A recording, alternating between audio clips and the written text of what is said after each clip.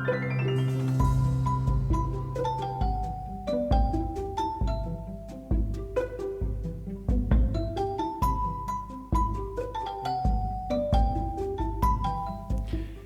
everyone, and welcome to the Switch Statement Podcast. It's a podcast for investigations into miscellaneous tech topics. This is episode 7 in our series on the design of everyday things by Don Norman. Hey, Don, what's going on?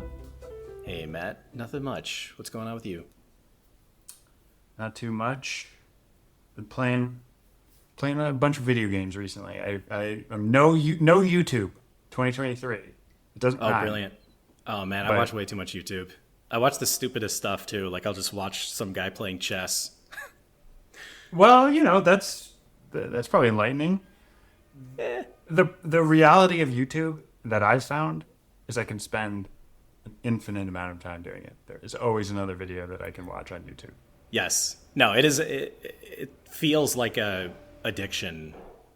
And it's an addiction. Yeah, it feels very unhealthy. I mean, I think it's awesome that you're playing video games. I've actually been playing a couple games. What games are you playing?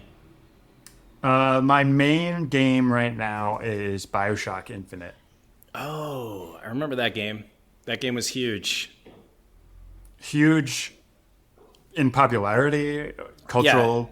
Yeah, huge in mindset. Sort of popularity and cultural significance. I feel like when it came out, everyone was hailing it as like, I don't know, just this completely like innovative, immersive experience, all that stuff. Yeah, it is one of the most rated games on howlongdoesitTake.com or whatever, how long to play. Which it is funny, it's like, I don't know, you pick up a game and you don't realize like, oh wait, actually this is kind of one of the biggest games of all time, so essentially. Yeah. I mean, like in recent history. It's interesting. Like, I'm curious I want to talk to you about it once you've finished it, because I remember having certain opinions about it. I thought it was a good game. Like, I feel like my opinions were positive, but not as positive as like the rest of the world was making it out to be. It is interesting. I think I'm leaning in that direction. But maybe I can do a review. I don't know, art of game design, redux, and analysis. Yeah, that's what we'll do. We'll switch to game reviews. But this is not a podcast about game reviews. It's a podcast where we read books. It's about sound. It's about sound. Yeah, actually, this is one thing, whenever you interact with the UI in BioShock Infinite, there's a satisfying like chunk. There's some sound that sounds like it could have occurred in the early 1900s. Yes. So,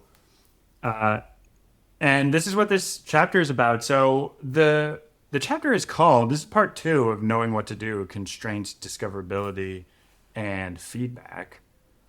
But he actually has kind of a large section all about using sound as signifiers. Mm-hmm. It's not entirely clear to me how that ties to the rest of the chapter, but that's okay. I think it's an interesting question. Yeah. What did you think of this this section? Yeah, well, it's interesting that we started with discussing video games, because the minute I saw the title using sound as signifiers, I started thinking about video games. Yep. And more generally software, because I think a lot of times in software, like, we don't think about sound very much. Yes. And it's so incredibly useful for just feedback, even signifying in certain conditions, certainly signifying that some action took place, or signifying that some new action is available, or, it also works so well in tandem with some visual signifier, where you do a visual thing and a sound thing at the same time. Yes. And I think, I just think like, having sound in the back of your mind while you're developing some piece of software is always a really good idea. Not to mention that it's an accessibility. There's an accessibility aspect to this. You talk about having sound-based feedback in addition to visual feedback. Well, it's like sometimes that's the only kind of feedback some of our users have. So making sure that you have things like ARIA tags and you think about what the process of using your app is like when you're just using a screen reader. Yeah. This is something, I had a little toy app in Google. Not a toy app, but it's an internal tool in Google. And I wanted to I don't know why I needed to do this because it was never going to be exposed to external customers, but I did an accessibility review, and so, but like it felt unnecessary at the time, but it was really cool because they were like, this is how you can do. They had tools where you could say, this is how what your app is like. Yeah. You stop looking at your screen, you just use a screen reader. Can the person figure out what to do? Yeah. So And it's interesting because those learning about those things, like that's actually a lot of what I did at Instagram. Like I probably spent a third of my time at Instagram working on accessibility stuff for Android just because Instagram accessibility was terrible when I joined the company. And that's partially because it's a photo app, so there's just not a lot of like blind users. right. But anyway, I felt like learning about those accessibility tools and like the accessibility APIs and just generally how to design a front end that has strong accessibility just improves your ability to design in general. Because it just adds Yeah. more. Like I think with design, like with so many things, it's so useful to have like 45 things in the back of your mind, like while you're designing, basically. Like, you think of the usability, the ergonomics, like the visuals, the sounds, the accessibility. Like you kind of need all of these running processes, like while you're going through the act of designing. And yeah, accessibility just adds a couple more, and I think it makes you a better designer when you know about that stuff. I think it taps into this visceral level where you're doing something. Most things that you're doing in the real world have some sound associated with them. Yeah, You're chopping down a tree, right? You're gonna get the visual that you hit the tree, but you're also gonna get the sound. Like, or you're playing baseball. Like, you're gonna be able to tell from the sound that the ball makes. Did I make a good connection to that, or was that kind of a whiff? And I think it's important. I think that's part of why, and he gets to this point where it's like an action should have multiple channels of feedback that something happened, like yeah. something was correctly executed, and sound is an important part of that. Yeah, and I mean, you mentioned the word visceral, and I think that when you're discussing sound, like that's such an accurate word because sound is one of the few things that just kind of cuts through everything and kind of gets Yes. right down into the human soul. I mean, like there's an obvious case of music and film, for instance. Music, like we all know great composers for films like John Williams, and the minute we hear his themes, it's just instantaneously evocative of like all of these emotions, and those types of things improve the end product by such a huge degree that it's like almost impossible to overstate. And yeah, I think there's a similar effect, even when you're talking about pushing a button and having like a click sound. That click sound is such a strong piece of communication because it kind of cuts down to like something very deep inside the human psyche. And yeah, it's a hugely powerful way of communicating something. Not to mention just the practical reality that you can hear something from behind you, right? Like, and I guess in our field, this is less generally relevant, but I guess it's useful when your UI is obscured, or you make a notification sound, right? Yeah. Those are all important things where, we want to grab someone's attention in a context where we don't have we don't have control over the visual field. Right. Yeah. And I think that's partially where he mentions all these other rules of design, kind of ergonomics, like all the constraints and mapping and stuff. And I think there's a set of similar rules, maybe the exact same rules for sound itself, where just as an example is like if you have consistency in your sound, Like, let's say you have long running processes, and when they finish, they always play that same sound. I think that can help a lot because users know, like, oh, when I hear that sound, that means this like long running calculation is finished. I can go back to whatever, like my spreadsheet or whatever, and finish that work. So sounds kind of have their own language and vocabulary.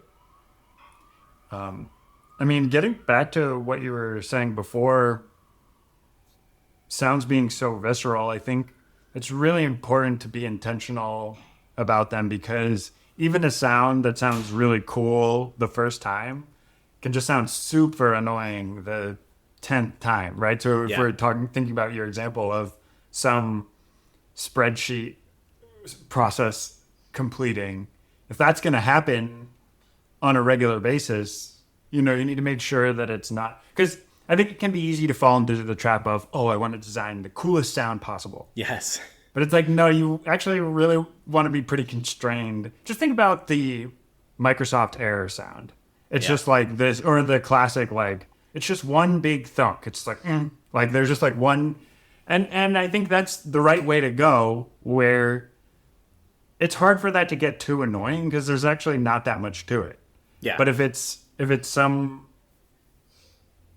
little like strain or like kind of modulated voice that says heads up, like, you know, whenever an error happens, like Yeah. that's probably gonna get a little annoying after a while. Yeah, this is a fascinating topic. I feel like we might have discussed this with the last book, but it's kind of this collision of, you know, cinematicness or like kind of ideal sound effects with the kind of practicalities of, you know, your application. And it's so common in video games. Like, I think a common example that's cited is animation durations, where, you know, you're opening a door in a video game and, you know, maybe it's a horror game. So like opening the door, you know, taking a long time and playing some creaking noise might be more kind of cinematic and, you know, more interesting from the standpoint of like your game being like a movie.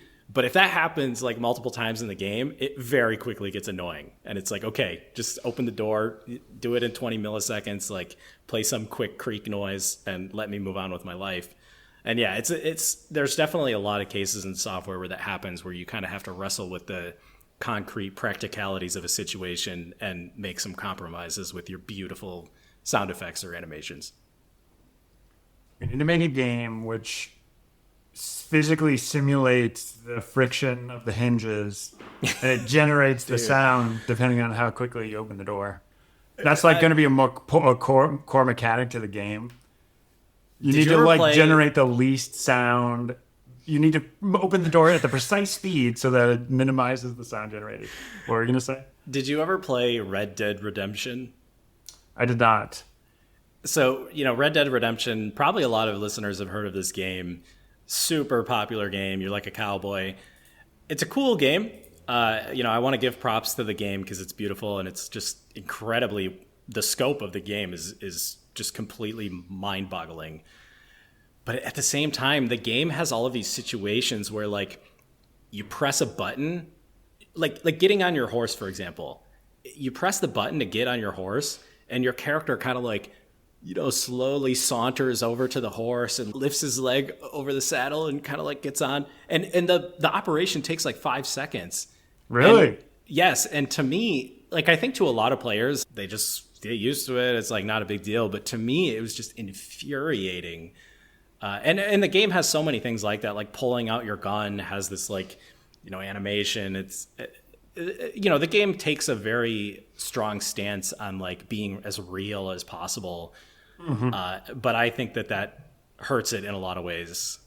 But I should say I'm on one far end of the spectrum in terms of like, I dislike a lot of modern game design things. Yeah, it's tough. It's tough. It gets back to, I think, some of the tension from, you know, I know we're not reading Art of Game Design right now, but some of the tension he talks about between the like being realistic and open world and delivering something that is enjoyable to play. Yeah. And I think that those are intention. Yeah. So to get back to the book, he ends this section with a subsection he calls "When Silence Kills," and a very dramatic, clickbaity title. But Yeah. this whole section is all about how cars, or electric cars in particular, make much less noise than their internal combustion engine counterparts, and how this is actually a really serious concern for hard of hearing, people who are hard of hearing, because they were using the sound of the car to determine when it was safe to cross. Right. You mean And blind people, right? Or people sorry, yeah, vision impaired? yeah, people, yeah, vision impaired people. Yeah, that's true. And it's a little sad because it feels like the kind of, or I feel like it's a little sad. Obviously, we're not going to take my desire to have cars be silent over these vision impaired people's ability to cross roads. Right. But Yeah. but it does feel like, oh, okay, we were relying on an implementation detail for this really important thing before, and so now, now that that implementation detail changed, we got to go put it back. Yeah, yeah. No, I do think it's a hilarious case of like, electric cars have improved technology, but you still have to add in this component of like a worse technology just because we've come to rely on it. And it's, Right. I don't know, it's kind of hilarious. And Although you can play jazz with it. Like, Teslas, when they back Literally. up, they play like a flying saucer sound effect. Really? So I guess you can sort of play around with it. Yeah, well, they do that weird, like, I don't even know how to describe the sound. It's like, wah, wah, wah, wah, wah. yeah. That was a terrible Do they make that? representation of it. Do they make that sound going forward? No, I don't think so. They I don't make think some sound going forward, right? Or no? They sort of play like inside of the car. I think they sort of play like a very quiet, like jet propulsion sound effect, which I think is not part of the actual mechanisms. Like it feels like a sound effect that they're just playing.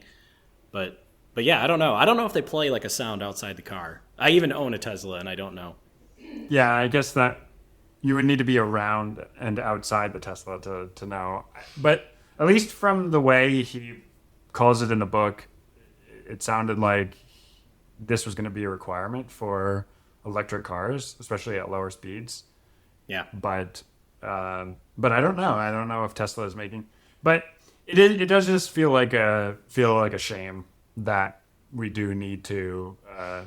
We need to add this back. But I guess it's kind of like. Did you hear about the story about them replacing incandescent stoplights with LED stoplights, and then they were great until it snowed, and then previously the incandescent lights were hot and would melt the snow, but the Oh. LED lights, they didn't emit any heat or enough heat to melt the snow, so then they needed to add heaters back to the incandescent light, into the LED lights, Oh, I so love that they that. could melt the snow.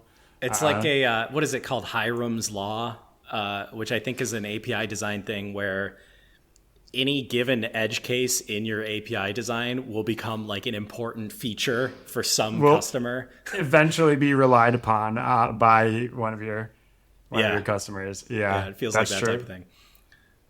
So Another thing to mention with sound, which by the way, I'm about to kind of change the subject. So if you wanted to, change away. okay, yeah. Another thing that this sound section made me think about was just other senses that can be, triggered or Smell-o-vision. yeah, exactly. Tell me Well- you're gonna explain a new smell device. Well, I do think that like stimulating as many senses as possible in your app is kind of the name of the game these days.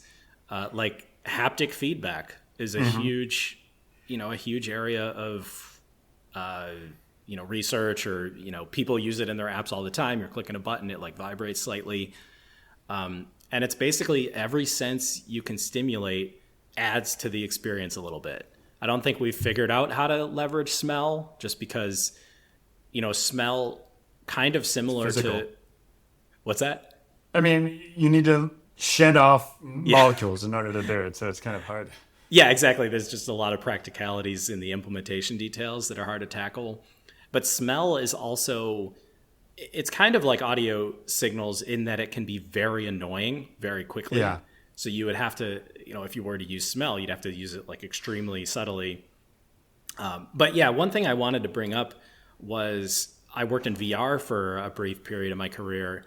And one of the things that we played around with were these like haptic vests where, you'd play like a shooting game or something. And if you got shot in like the upper left shoulder, there was like a little thing that would like vibrate in your upper left shoulder. And it was amazing.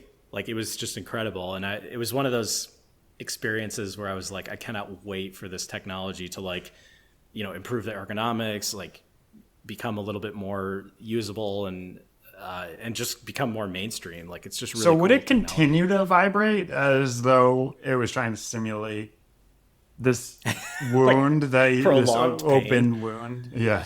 I don't remember it doing that. It was so the thing that I played was basically a brief demo that was like a shooting game. And I only remember just feeling brief vibrations when the bullets were hitting me. And I literally only played it for like 10 minutes. So, but even just in that short period, I was like, this is amazing. There are commercial vests that you can buy, right? Yeah. Yeah. You can get a whole kit. You have, commercial vests, like this walking platform, VR has these kind of walking, like infinite treadmill things. Yes. Where you can, part of the demo that I was doing was that infinite treadmill thing where I was kind of walking on this thing. And yeah, it was really cool. Like it was kind of hard to use. It felt very awkward at first, but sort of once you get the hang of it, I can imagine that being really, really cool. Yeah. I think that was all I had about sound. Was there anything else you wanted to talk about in regards to sound design?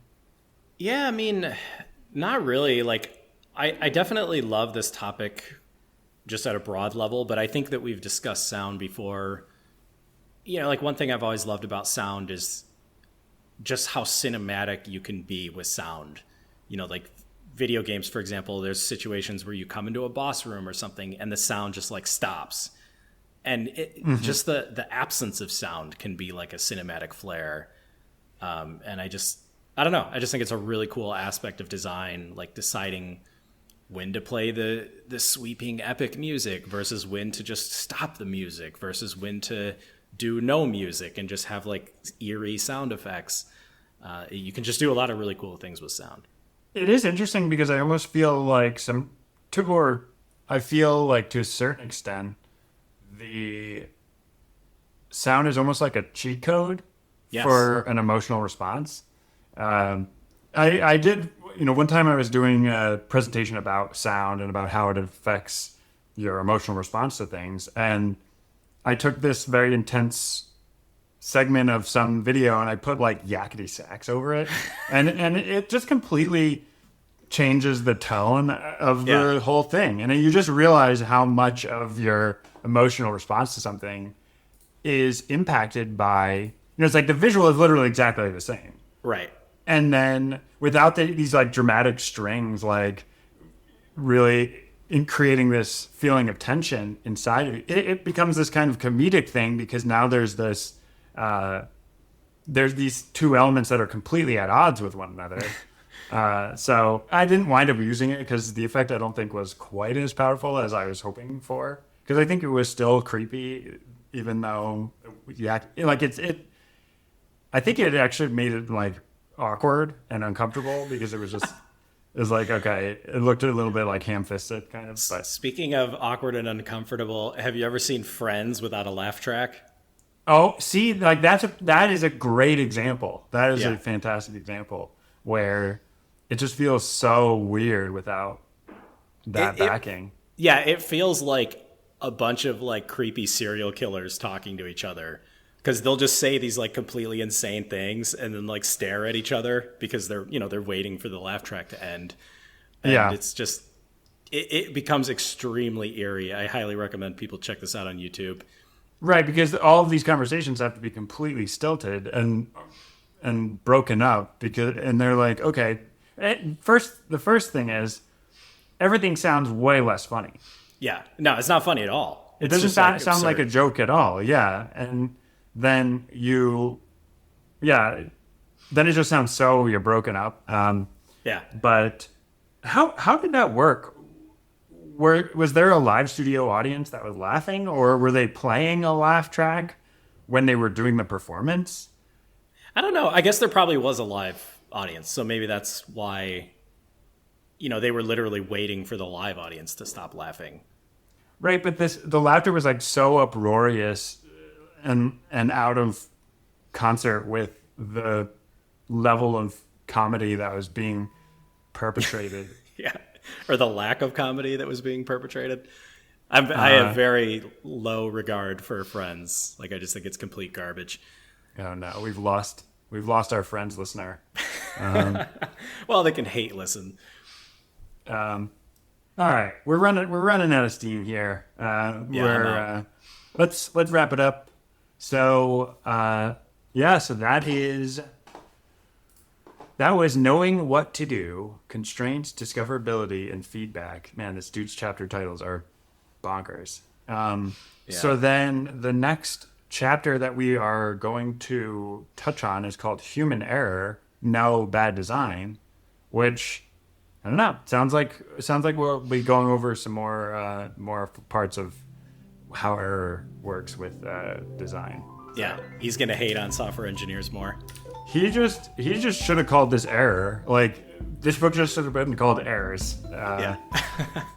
An old man's tale of grumpy design. Curmudgeonly ramblings. Yes. All right. Well, I'll see you next time, Todd. See you next time, Matt.